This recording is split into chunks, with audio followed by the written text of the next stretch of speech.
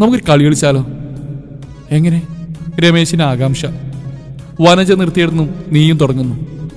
എങ്ങനെ? നീ ഒരു ഫേക്ക് ഐഡി ഉണ്ടാക്കുന്നു. അവള് ശ്യാമ കൊല്ലാണെങ്കിൽ നീ വിനോദ് കോട്ടയമാവുന്നു.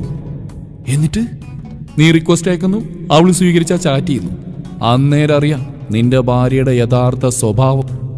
അളിയ പുലിവാലാവൂ? നോ, ഒന്നും സംഭവിക്കില്ല. ഫേക്ക് ഐഡി ഉണ്ടാക്കി നിന്നെ പരീക്ഷിച്ച ഭാര്യയെ നീയും പരീക്ഷിക്കുന്നു, അത്രമാത്രം. എടാ, പ്രൊഫൈൽ പിക്ചർ ആരുടെ വെക്കും? എക്സിക്യൂട്ടീവ് ലുക്കിൽ ഒരാണിന്റെ പടം വെക്കാം, ഞാൻ റെഡിയാക്കി തരാം. Okay, ID ഉണ്ടാക്കിത്താ.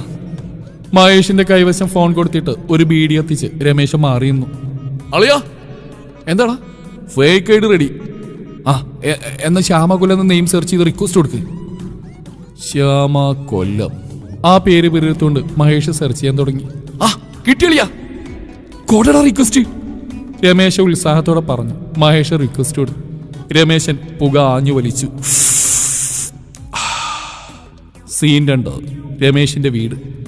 പുതുതായി എടുത്ത ഫേസ്ബുക്ക് നോക്കി കിടക്കുകയാണ് വനജ. അയൽക്കാരി രാജിയാണ് ഫേസ്ബുക്ക് എടുക്കാൻ നിർബന്ധിച്ച്. വനജ തന്റെ പ്രൊഫൈൽ പിക്ചർ മാറ്റിയിട്ടു. സീൻ 3. വഴിയിൽ സംസാരിച്ചിരിക്കുകയാണ് രമേശും മഹേഷും. അളിയ, മഹേഷ് പറയാൻ തുടങ്ങി. ഫേസ്ബുക്കിൽ പെണ്ണുങ്ങളായിട്ട് ചാറ്റ് ചെയ്യുമ്പോൾ ഒരു കാരണവശാലും സ്വന്തം ഐഡിയയിൽ ചാറ്റ് ചെയ്ത്. ശരിയടാ, ആന മണ്ടത്തരം ഞാൻ കാണിച്ച്. പെട്ടെന്ന് രമേശിന്റെ മെസ്സഞ്ചറിലേക്ക് ഒരു മെസ്സേജ് വന്ന ശബ്ദം. രമേശൻ നോക്കി, ഞെട്ടിപ്പോയി, പിന്നെ ചമ്മലും. കാരണം ശ്യാമ കൊല്ലം, അതായത് വനജ റിക്വസ്റ്റ് സ്വീകരിച്ച് മെസ്സഞ്ചറിൽ ഹലോ അയച്ചിരിക്കുന്നു. വനജയെ പറ്റി മഹേഷ് എന്ത് വിചാരിക്കുന്നു? എന്താളിയാ, അവളാണോ? കാണിച്ചേ. മഹേഷ് ഫോൺ കൈക്കലാക്കി നോക്കി. കണ്ട, ഇപ്പൊ കണ്ട, ഇതാണ് പെണ്ണ്. അവളിങ്ങോട്ട് ചാറ്റിന് റെഡിയാ. വനജ ആള് ശരിയിലളിയാ. അനാവശ്യം പറയുന്നു മഹേഷ്, അവളെനിക്കറിയാം. അറിയാം. അറിയാത്ത പിള്ളക്ക് ചാറ്റും പറയും. എന്നാ തുടങ്ങിയോ, ഞാൻ പോണു. മഹേഷ് നീങ്ങിയപ്പോൾ രമേശൻ മെസ്സഞ്ചർ കയറി. ശ്യാമ കൊല്ലം എന്ന തന്റെ ഭാര്യയുമായി ചാറ്റിംഗ് ആരംഭിച്ചു. ഇവളെന്തോ പ്രൊഫൈൽ പിക്ചർ മാറ്റിയോ? രമേശൻ അങ്ങനെ ചിന്തിച്ചുകൊണ്ട് ഹായ് പറഞ്ഞു. ഹായ് ശ്യാമ. താങ്ക്സ് കേട്ടോ റിക്വസ്റ്റ് സ്വീകരിച്ചതിന്. വെൽക്കം. ശ്യാമ മറുപടി എഴുതി. എവിടെയാണ്? കൊല്ലത്ത്. ആരൊക്കെയുണ്ട്? ആരും ഉണ്ടില്ല, ചേട്ടൻ വന്നിട്ടില്ല. ഒരു ഹഹഹ സ്മെയിൽ അയച്ചു രമേശൻ. ശ്യാമ മറുപടി അയച്ചില്ല. നെറ്റ് സ്ലോവായി.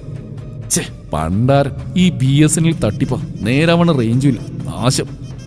രമേശൻ ഫോണും കയ്യിൽ പിടിച്ച് കുറെ നേരം ഇരുന്നു. ഓൺലൈനിൽ ശ്യാമ വന്നില്ല. ഈ സമയം വനജയുടെ കോള് വരുന്നു. എടി പിശാചേ, നിന്നെ ഞാൻ കാണിച്ചു തരാൻ മടി എന്ന് പിറുപിറുത്തോണ്ട് രമേശൻ ഫോൺ എടുത്തു. എന്താടി? ഞാനാച്ചാ, അപ്പുവാ. അപ്പുവായിരുന്നോ? എന്താ മോനെ? എലിക്കണിയിൽ ഒരെലി കൂടി വീണച്ചാ. അതെ അച്ഛാ, വലിയൊരു എലി കുടുങ്ങി. ആ എലിക്ക് പേര് വല്ലതും ഉണ്ടോടാ? വിനോദ് കോട്ടയെന്നോ മറ്റോ? അച്ഛൻ എന്താ പറയുന്നത്? കേൾക്കണില്ല. ഒന്നും പറഞ്ഞില്ല. മോൻ ഫോൺ വെച്ചോ, ഞാൻ എത്തി. ആ പിന്നെ എന്താ അച്ഛാ? അമ്മ എന്തിയടാ? ഇത്രയും നേരം ഫേസ്ബുക്കിലായിരുന്നു. രമേശനൊന്ന് ഇരുത്തി മൂളി. ഭർത്താവിനെ വഞ്ചിക്കുന്ന ഭാര്യയെ രമേശൻ പല്ലിറിമി. കാണിച്ചു തരാൻ മടി. എടാ രമേശ. ഉള്ളിൽ നിന്നൊരു വിളി. പല സ്ത്രീകളായിട്ട് നീ ചാറ്റ് ചെയ്യുകയും സൊള്ളുകയും ചെയ്യുമ്പോൾ പാവം ഭാര്യ നീ ഓർക്കാറുണ്ടോ? അതിന് കുഴപ്പമില്ല അല്ലേ? പെണ്ണ് ചെയ്താൽ അത് വഞ്ചനയും ചതിയായി അല്ലേ? മനസ്സാക്ഷിയുടേതാണ് ചോദ്യം. രമേശന്റെ മനസ്സ് പൊള്ളി. പെട്ടെന്ന് മെസ്സഞ്ചറിൽ ശ്യാമയുടെ മെസ്സേജ് വന്നു. നീ ഉറങ്ങിയോ നിലാവേ, ഒപ്പം ലവ് ചിഹ്നം. രമേശൻ അന്തം വിട്ടു. കേട്ടില്ലേ, നീ ഉറങ്ങിയോ നിലാവേ എന്ന്. ലവ് ചിഹ്നവും. അപ്പൊ ഇവൾക്ക് പ്രണയിക്കാനും അറിയാം. കല്യാണം കഴിഞ്ഞിട്ട് 10 വർഷം കഴിഞ്ഞു. ഇങ്ങനൊരു ഡയലോഗ് പറഞ്ഞ് എന്നെ സൂചിപ്പിച്ചിരുന്നെങ്കിൽ ഞാൻ അവളെ സ്നേഹം കൊണ്ട് മൂടിയാനേ. എന്നിട്ട് ഇപ്പൊ അന്യപുരുഷനോട് ചോദിക്കുവാ നീ ഉറങ്ങിയോ നിലാവേന്ന്. അവളുടെ അമ്മൂമ്മയുടെ നിലാവ്. രമേശൻ ദേഷ്യം മറച്ചു വെച്ച് മറുപടി എഴുതി. ഇല്ല പൊന്നു, മോളെയും ഓർത്ത് ഇങ്ങനെ നടക്കുകയായിരുന്നു. അതിനെ ഓർക്കാൻ എൻ്റെ മുഖം കണ്ടിട്ടില്ലല്ലോ. വീഡിയോ കോൾ വരട്ടെ? ഒരു വീഡിയോ കോൾ ചെയ്തിട്ട് ക്ഷീണം തന്നെ മാറിയിട്ടില്ല മാഡം. ചേട്ടൻ്റെ വീട്ടിൽ ആരൊക്കെയുണ്ട്? എൻ്റെ കുടുംബം. അത് വലിയൊരു സംഭവമാണ്.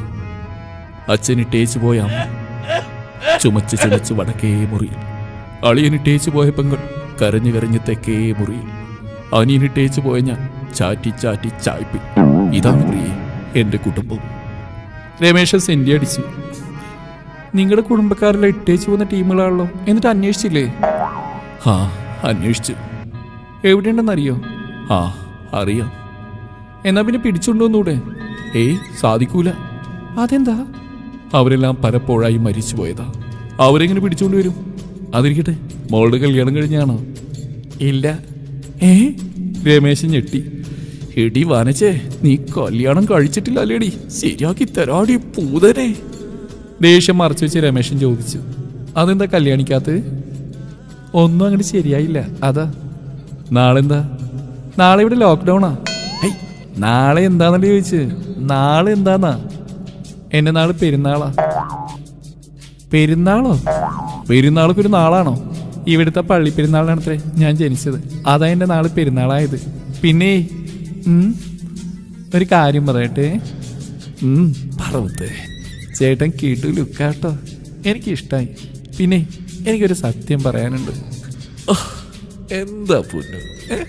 പരിചയപ്പെട്ട സ്ഥിതിക്ക് തുറന്നു പറയാം. ആ പറയൂ. എന്റെ വിവാഹം കഴിഞ്ഞതാ, പക്ഷെ അയാളത്ര ശരിയല്ല. പിരിഞ്ഞതാണോ? ഏയ് പിരിഞ്ഞതല്ല, അയാളുടെ പിരിവെട്ടിയതാ. രമേശിന്റെ നെഞ്ചിന്റെ ഉള്ളിലൊരു വിങ്ങൽ. താൻ ശരിയല്ലത്രേ, തന്റെ പിരിവെട്ടിയതാണത്രേ. ദുഷ്ടേ, ഈ രാക്ഷസിക്കാണോ ഞാൻ ഇതുവരെ തീറ്റ കൊടുത്ത്? രമേശൻ പല്ലിറുമി. എടി വനച്ചേ, അപ്പൊ നിന്റെ മനസ്സിലിതായിരുന്നല്ലേ? അയാൾക്കെന്തോ കുഴപ്പം? രമേശൻ അറിയാൻ ആകാംക്ഷ. പിന്നെ പറയട്ടോ, ആള് വരാൻ സമയമായി. ഓക്കെ, നാളെ കാണാട്ടോ. ഓക്കെ. പിന്നെ ഒരു കാര്യം പറയട്ടെ. പറ. ഞാൻ മെസ്സേജ് അയക്കാതെ ഇങ്ങോട്ട് മെസ്സേജ് അയക്കരുത്. ഇവിടെ ലോക്ക്ഡൌണാ, ഞാൻ വീട്ടിലാ. അതിനെന്താ? അമ്മയും ചേട്ടനും മാത്രമല്ലേ വീട്ടിലുള്ളൂ? അത് പിന്നെ രമേശൻ മറുപടി കൊടുത്തില്ല. അങ്ങനെ എഴുതണ്ടായിരുന്നു ചിന്തിച്ചു. രമേശൻ പെട്ടെന്ന് നെറ്റ് ഓഫ് ആക്കി മൊബൈൽ പോക്കറ്റിലിട്ടു. നെറ്റ് സ്ലോ ആണെന്ന് അവൾ കരുതട്ടെ. സ്കൂട്ടർ സ്റ്റാർട്ടാക്കുമ്പോൾ രമേശൻ ഓർത്തു, എന്നാലും വനജ അവൾക്ക് എന്നെ ഇഷ്ടമല്ല. ഒരുപക്ഷെ എൻ്റെ സ്വഭാവം കൊണ്ടാവും. ഏതായാലും ഒന്നും അറിയാത്ത പോലെ അഭിനയിക്കാം. തെളിവുകളെല്ലാം വെച്ച് അവളെ കെണിയിലാക്കണം. ഒന്നാന്തര എലിക്കണി.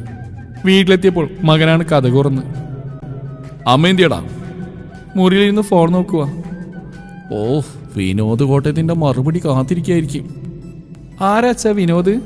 മകൻ ചോദിച്ചപ്പോഴാണ് രമേശിന് സ്ഥലകാലബോധം വന്ന്. അതുപോലെ അച്ഛൻ്റെ ഒരു ഫ്രണ്ടാ.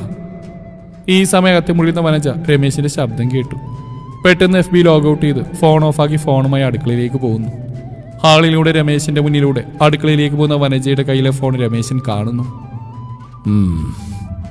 രമേശൻ മൂളിക്കൊണ്ട് തലയാട്ടി പുറകെ മെല്ലസിൽ നിന്നു ഹാളിൽ നിന്ന് അടുക്കളയിലേക്ക് ഒളിഞ്ഞു നോക്കുന്നു. അടുക്കളയിലെത്തിയ വനജ പഞ്ചസാര ടിന്നിന്റെ മുകളിൽ ഫോൺ വെച്ചിട്ട് ഭക്ഷണം വിളമ്പാനുള്ള ശ്രമം നടത്തുമ്പോൾ വാതിൽക്കൽ രമേശന്റെ തല കാണുന്നു. എന്താ ഒളിഞ്ഞു നോക്കുന്നത്? ഇത് ബാത്റൂമല്ല.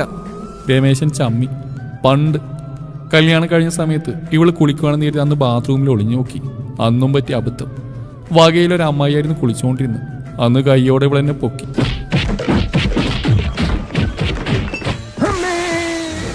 വഴക്കിടുമ്പോൾ കുത്തും കോളും വെച്ച് അവൾ സംസാരിക്കും. വനജ ഗൗരവത്തിലാണെന്ന് രമേശിന് മനസ്സിലായി.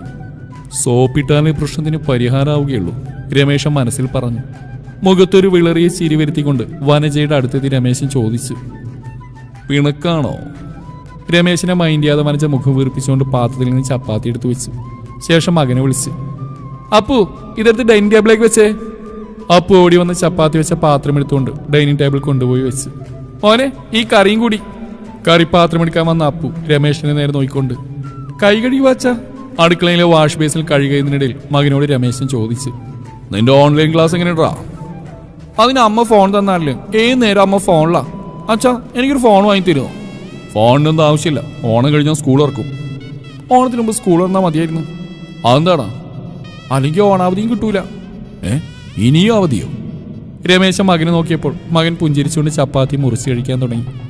രമേശനും മകനും കഴിക്കാൻ തുടങ്ങിയപ്പോൾ ജഗിൽ ചുടുവെള്ളവുമായി വരഞ്ചയും വന്നിരുന്നു. ഭക്ഷണം കഴിച്ചുകൊണ്ടിരിക്കുന്നതിൽ രമേശൻ പറഞ്ഞു, ഒരബദ്ധമൊക്കെ ആർക്കും പറ്റും അല്ലേ മോനെ? കല്യാണം കഴിഞ്ഞപ്പോൾ ആ സത്യം ഞാൻ മനസ്സിലാക്കി. വനജ മറുപടി പറഞ്ഞപ്പോൾ മകൻ ചിരിച്ചു. പെട്ടെന്ന് രമേശൻ എക്കിളെടുത്ത് വെള്ളമെടുത്ത് കുടിച്ചു. ഭക്ഷണം കഴിച്ച് വനജ ആദ്യം എഴുന്നേറ്റു, പുറകെ രമേശനും. കട്ടിലിൽ മലർന്നു കിടക്കുകയാണ് രമേശൻ. കുറച്ചു കഴിഞ്ഞ് വനജയും വന്ന് കിടന്നു. രമേശൻ വനജയെ നോക്കി, പിന്നെ പറഞ്ഞു,